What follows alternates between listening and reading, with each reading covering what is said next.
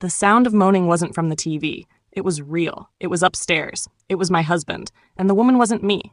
I stood at the foot of the staircase in my own house, his towel in my hand, soup still boiling on the gas. The moan came again, sharp, loud. Her voice high like she was calling Jesus on speed dial. My hand started shaking. I took a step, another one, and then I heard it. His voice. "You like that, baby? Say my name." I dropped the towel. It landed with a thud on the tiled floor, louder than my heartbeat. Call me queen. Not because I act royal, but because my mother said I would never be second in any man's life. Funny how names lie. I met Collins at a wedding. His suit was tight, his smile was loose, and he danced like someone who owed the DJ money. But he made me laugh. I liked that. Next thing, we were exchanging numbers over jollof rice. A year later, I married him.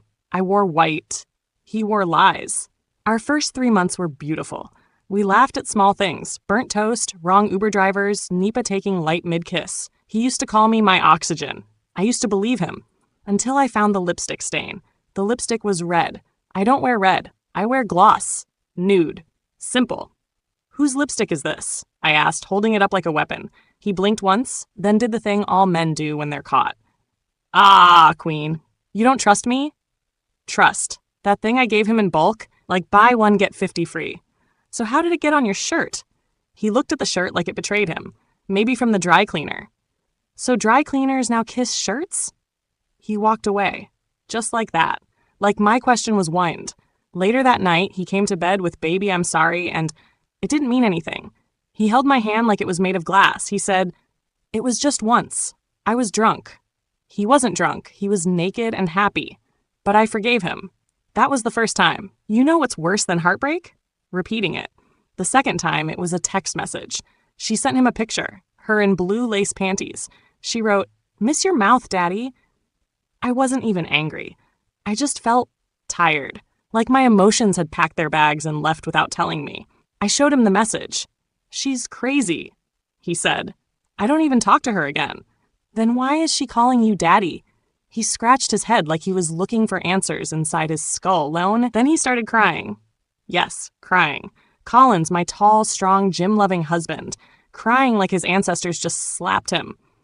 "Queen, please, please, I don't want to lose you." "But you're okay losing me little by little each time you unzip your trousers for someone else?" He knelt down, begged, sobbed. "It's you I love. I swear on my mother's grave." Spoiler alert, his mother was still alive, but I forgave him again, because love or stupidity. Sometimes they wear the same perfume. I called my sister that night. "The man you marry or community generator?" she asked, chewing chin-chin on the phone.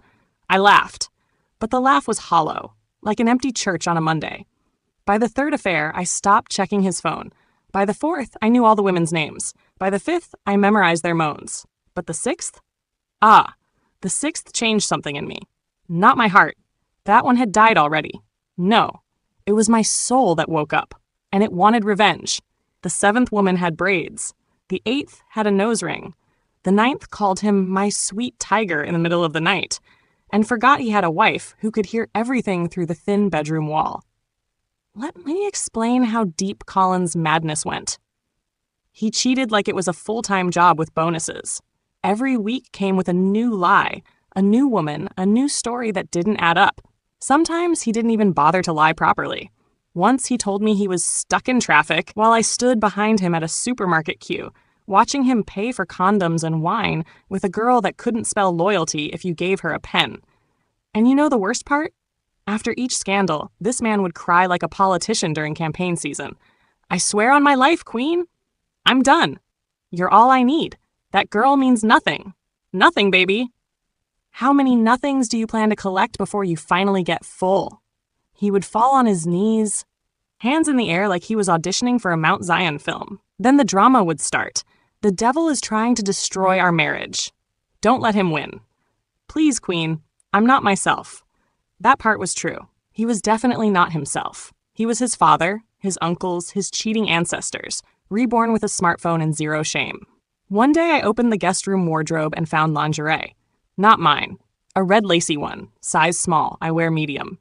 I held it up and stared at it like it was a math equation. Then I called him. "Collins, who owns this pant?" He didn't even flinch. "I've never seen that thing in my life." "Oh, so it walked in here by itself?" Maybe your sister forgot it. Chisholm is in Canada, you idiot. He scratched his chest. It was always his chest. Like somehow answers lived between his nipples. I didn't scream. I didn't cry. I just said, okay. He blinked. Okay? Okay. And I walked away. Not because I was calm, but because something in me had finally clicked. I knew then, this man, this overfed lizard of a husband, didn't fear consequences. He only feared exposure. So I stopped warning him, stopped fighting, stopped talking. I cooked his food, washed his clothes, even gave him sex when he asked. But emotionally, I left the building. They say the worst pain isn't when someone stabs you. It's when they keep stabbing and say, "Why are you bleeding?" I became two people. The public queen, smiling, laughing, nodding like all was well. And the private queen, broken, bleeding, memorizing passwords, tracking hotel bookings, deleting screenshots so they wouldn't kill me with chest pain. At church, the pastor's wife said, "Keep praying, dear. Marriage is warfare." Warfare? I didn't sign up to fight demons every night. I just wanted love, maybe cuddles, and the occasional fried yam on Saturdays. My friends would say, "You're lucky. At least he still comes home." That line almost drove me mad. So now the prize for loyalty is he still comes home? Like I should clap because my husband didn't get lost in someone else's bed? Let me tell you how mad things got. One night, Collins forgot to log out of his iCloud. His messages popped up on the laptop we both used. Her name was Cynthia. She said, "Your wife is so dumb. I wore her slippers this morning. LeMayo." I read it, smiled, and went to the bathroom to throw up. I scrubbed my feet until my skin peeled, because Cynthia the side chick had infected my house with her nonsense. Still, I said nothing. I made his favorite soup, bitter leaf with goat meat. I served it hot, with pounded yam I didn't taste. "Ah, this one is sweet," he said, licking his fingers. "You're welcome," I said, smiling. But inside, I was already planning his funeral. Not with bullets. No, that would be too quick. I wanted him to feel what I felt, to be crushed, slowly, to be fed pain, one spoon at a time. That same week, we attended his friend's birthday. Collins laughed too loud, danced too wild, wore a shirt I bought with my money to impress a girl I didn't know yet. Then I saw her. She was light-skinned, wig down to her waist, wearing a red dress that hugged her sins tight. I watched them whisper, watched her put her hand on his chest. He leaned in, smiled, and that's when I snapped. I walked out of that party like a queen without a kingdom. But I already knew what I was about to build. Not a kingdom, a theater. And Collins? He was about to be my audience. That night, in bed, he reached for me. "Babe, you've been quiet. Everything okay?" "I'm fine," I said, kissing his cheek. "You sure?" "Absolutely." He smiled, satisfied with the lie, too dumb to hear the warning behind it. He turned off the light and began to snore. Me, I didn't sleep. I stared at the ceiling all night, writing the first scene of my revenge in my head. At his cousin's wedding, a woman ran up to me in the restroom. "You're Colin's wife?" she asked. "Yes?" She looked embarrassed. "I'm so sorry. I didn't know he was married." "Who are you?" "Sandra. We dated for 3 months. He said he was divorced." I stood there, blinking. "Wow, thank you for letting me know," I said. She looked surprised. "You're not mad?" "No, I'm just done." I walked out, smiled at the camera, posed for a picture with Collins, and kissed him on the cheek. But in my head, I wasn't his wife anymore. I was his karma. Do you know what it's like to scream without sound? To smile while bleeding? To sleep beside the man who murders your heart daily and still say goodnight? That was my life. Until one day, I woke up and decided, if I can't win by being loyal, then I'll win by being unforgettable. And my revenge? Oh, baby, it started with a smile. You ready for when Queen stops crying and starts playing the game? Because trust me, the game is about to get wicked. I didn't plan to get even. Not at first. My plan was simple. Cry, survive, act like I was okay until my bones dried up and my heart stopped caring. That's what Nigerian wives do, right? Cry in the bathroom, clean their face, and continue cooking egusi.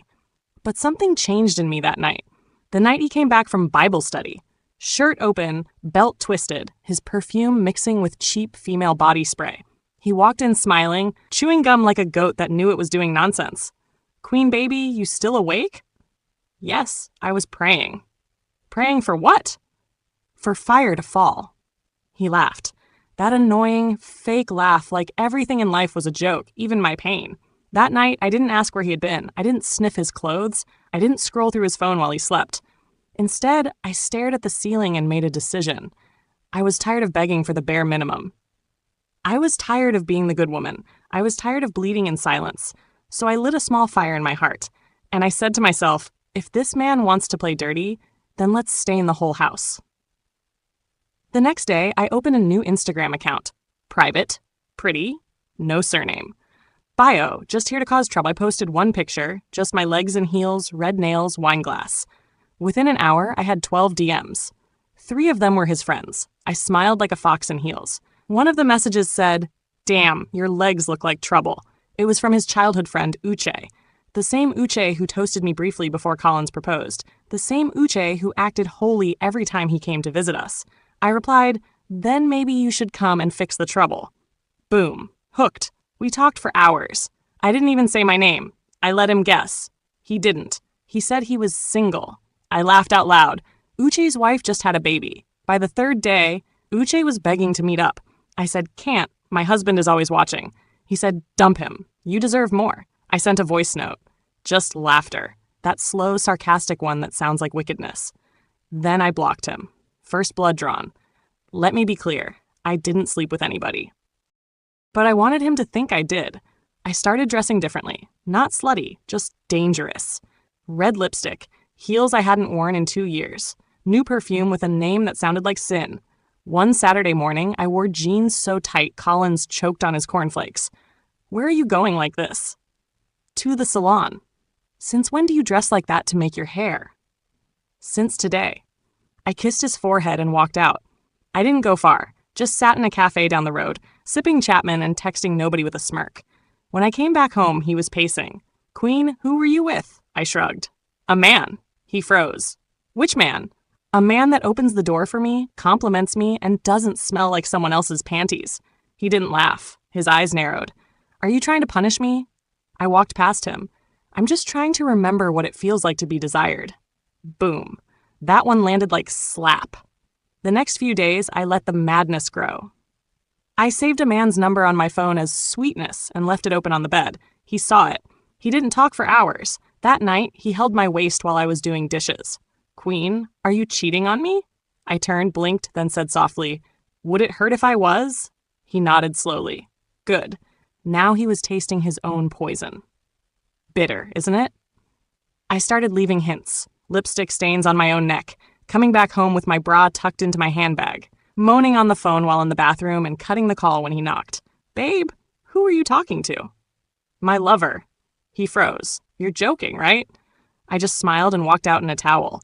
The man started losing sleep. I would wake up at 3 a.m. and find him staring at the ceiling, eyes red. Once he shook me awake. "Queen, tell me the truth. Are you seeing someone?" "I've been seeing someone since the beginning of our marriage. The problem is, I only just met her now." "Her?" "Yes, me. What does that even mean?" "It means the queen you married has stopped begging to be loved." And then I slept back.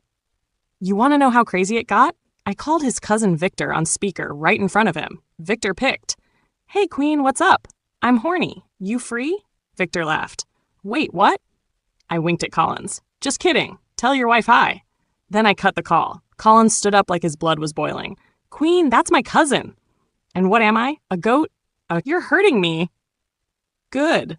I walked to him, slow. "Do you know what it feels like to doubt the person you sleep beside? Do you know how it feels to wonder if you're enough every damn day? To see your body in the mirror and hate it because your husband keeps looking for excitement outside?" Well, now you know. But I wasn't done. The final bomb? I posted a picture on WhatsApp of a man's hand holding mine across a table. Only the hand. The caption read, "Some things feel better when they're stolen." Within 30 minutes, Collins called me 8 times. Then he sent, "Queen, please. I'm begging. Don't do this."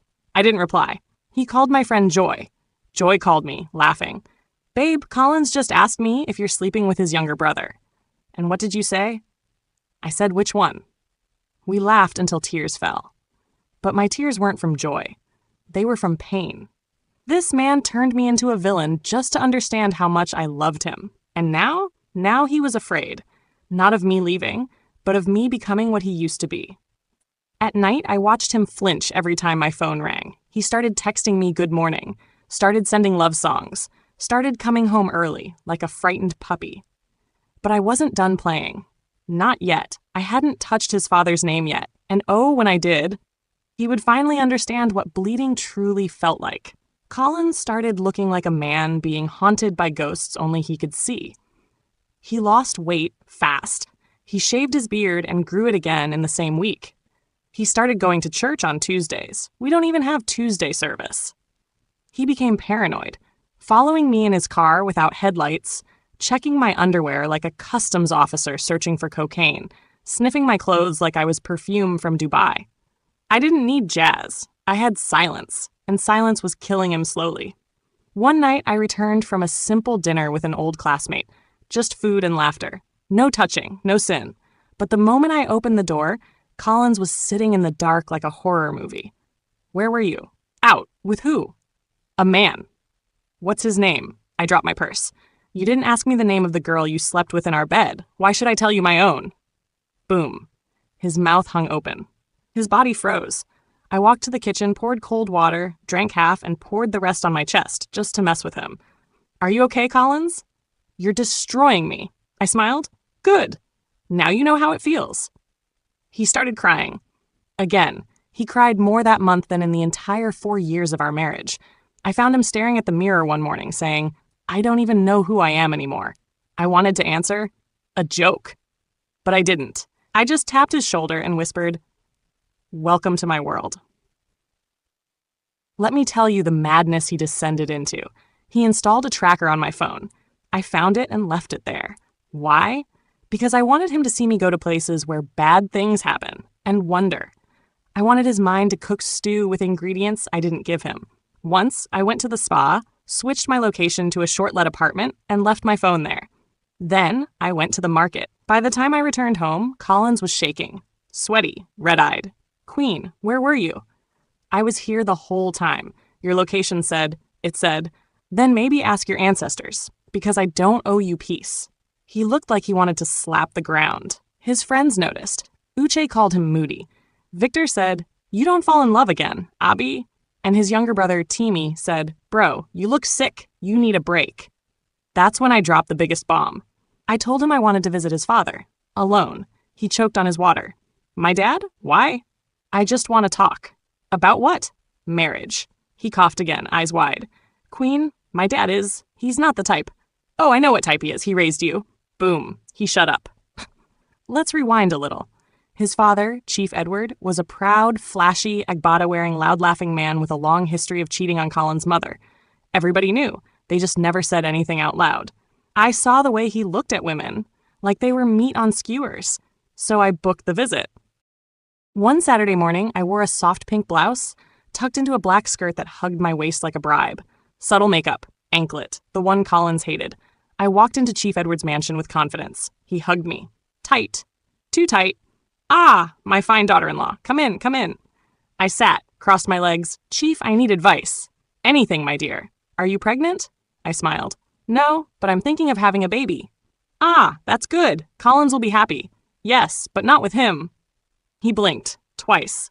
What? What do you mean? I leaned in, slow. What if I told you I wanted to have a child with someone older, wiser, experienced? He coughed. Coughed again. Queen, relax. I'm joking. But my smile said otherwise. I stood up, walked past him, brushed my fingers across his shoulder. Tell Collins we had a lovely chat. Then I walked out. I didn't do anything. I didn't touch him. But when Collins heard I'd been with his father for 2 hours, he didn't eat for 3 days. He threw up twice. And I slept like a baby. You know what karma looks like? It's not thunder. It's not a slap. It's not poison in Igbono soup. Karma is watching a man rot in the same hell he built for you, and knowing you hold the key but refusing to open the door. Collins stopped going out. He stopped cheating. He stopped smiling. He followed me around the house like a child who just lost his mummy at the market. Queen, please, I'm begging. Just tell me what you want. I'll do anything. Anything? Yes. Okay, bleed. He blinked, confused. What? I said, bleed. For every time I cried, bleed. For every woman you lied about, bleed. For every night you moaned another name in your sleep, bleed. When you're done bleeding, we can talk. He sat on the floor, weeping. I sat on the couch, watching. For the first time since I married him, I was full. Not happy, but full. Full of control, of power, of peace. This was the same man that once said, "You'll never leave me. You love me too much." Now he couldn't even breathe without asking for permission. He tried to fix things. Started reading Bible plans on YouVersion. Played love songs on Bluetooth speaker like we were dating again. Cooked jollof rice. Called my mom. Washed my car. But nothing worked, because the real damage was never physical. It was in my mind. My mind that now knew I could break him. And that power? That's where the true revenge lived. One night, he walked into the room holding my old diary, tears in his eyes. I read everything. The pain, the things you wrote after I cheated. Queen, I didn't know. I turned. You didn't want to know. I was foolish. I thought you'd always stay. I thought you'd always take it. You were right. Then why did you change? Because I started bleeding from the inside, and I got tired of pretending I wasn't dying. So all these men, you really? Silence. He stared at me, broken. Did you sleep with my friends? Does it matter? It does. Okay then, yes. He screamed, loud, fell on his knees, grabbing his chest. Oh God, I can't take this anymore. Then die. He collapsed on the floor, sobbing, shaking. Please, please stop. I'll never cheat again. I swear on my life, Queen, you win. I'm done. Just don't sleep with anybody again. I can't take it. I stared at him for a long time. Then I whispered, good. Now you finally know what it feels like. I stood over Collins, the way a nurse might watch a dying man, calm, empty, unmoved. He lay flat on the cold tile, shaking like a generator with low fuel. His sobs came in waves. The same man who once swaggered in and out of our marriage like he owned my body, my mind, and my silence, was now asking me, to stop doing the same thing he once laughed about. I watched him cry like a child. His mouth wide, his fingers curled, mucus and tears flowing together like river and gutter. Queen, he whispered, I can't survive this. But I did, I said. He looked up. You didn't tell me it hurt you this much. That's because I was busy learning how to smile with broken ribs. He crawled to my feet, literally crawled. Please, I'm not that man anymore. Are you sure? I swear on everything. On my life, on my soul. I'm done cheating. I squatted beside him. Collins? Yes? I didn't sleep with anybody. He stopped breathing for a second. He blinked like the light had just turned on in a dark room. What? I said I didn't touch a single man. You're lying. Am I? But all the hints, the pictures, the calls. Exactly. Hints, pictures, calls. I gave you a small dose of your own medicine, a performance, a mirror, and you cracked like a dropped egg. His mouth opened. No words came out. I stood up and walked to the window. Morning sun was just rising. It was beautiful, quiet, clean. My inside didn't match it. Collins, I wanted you to feel it, just once. The ache, the madness, the helplessness. I wanted you to look at your phone and wonder who your wife was with. I wanted you to imagine hands on me, the way I imagined hands on you, over and over again. He knelt there, still. Queen, I'm sorry. I don't know what else to say. I was stupid, proud, spoiled. I thought you'd never leave. I thought I was untouchable. You were never untouchable. I just stopped hitting. Can we start again? I turned. Why? So you can rebuild what you destroyed? No, so I can love you right this time. I shook my head. My eyes burned. Not with tears. With truth. Collins, I don't know if there's anything left to love. That day, he didn't eat. He followed me around the house like a ghost. He watched me fold laundry like I was leaving. Are you going to pack out? No. Are you going to divorce me? No. Then what are you going to do? Live. Without me? No, just not for you. He sat on the edge of the bed and cried again. Not loud, not dramatic, just soft, slow weeping, like a man who finally understood what silence can cost. 1 week later, he cooked rice and stew. He set the table, lit a candle, played Ace's Dead Again in the background. I laughed, not because it was funny, but because that song, perfect irony.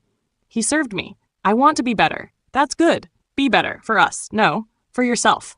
Can we heal? I picked my spoon. Scars don't heal. They just stop bleeding. We're still married. People think we're happy again. We post Sunday pictures. We hold hands in public. He calls me my queen on Facebook. They don't know that sometimes at 2 a.m., I still wake up and stare at him, watching, remembering. They don't know that I still don't trust him with too much silence. That sometimes I pick up his phone, scroll, and drop it. Not because I trust him now, but because I'm tired of war. He stopped cheating. Yes, he deleted numbers, cut off side chicks, changed his circle, started therapy, reads books, prays. He's trying. And me? I still love him, but not the same way. That first kind of love, the soft, blind, desperate one, that one died. What's left now is survival love, practical love, I won't embarrass myself love. We laugh. We still fight about toothpaste and light bills. We still have sex, good, awkward, slow sex. But in the back of my mind, there's a drawer he can never open again. A part of me he broke and can never glue back. And that's okay, because love is not always fairy tale. Sometimes it's war, and sometimes it's quiet rebuilding with hands still shaking. One Sunday after church, he held my hand. Queen, thank you for not leaving. I looked at him. I did leave. You just never noticed. He nodded, his eyes soft. Do you think we'll be okay? I stared into the distance. I think we'll be real. That's better than okay. If you're reading this and you're still crying for a man who can't spell loyalty, remember this. Sometimes you have to teach them how it feels to lose what they always thought would stay. Sometimes you don't need to pack your bags to leave. Just pack your heart. And when they finally start bleeding, watch. Don't gloat. Don't cheer. Just watch. And let them learn.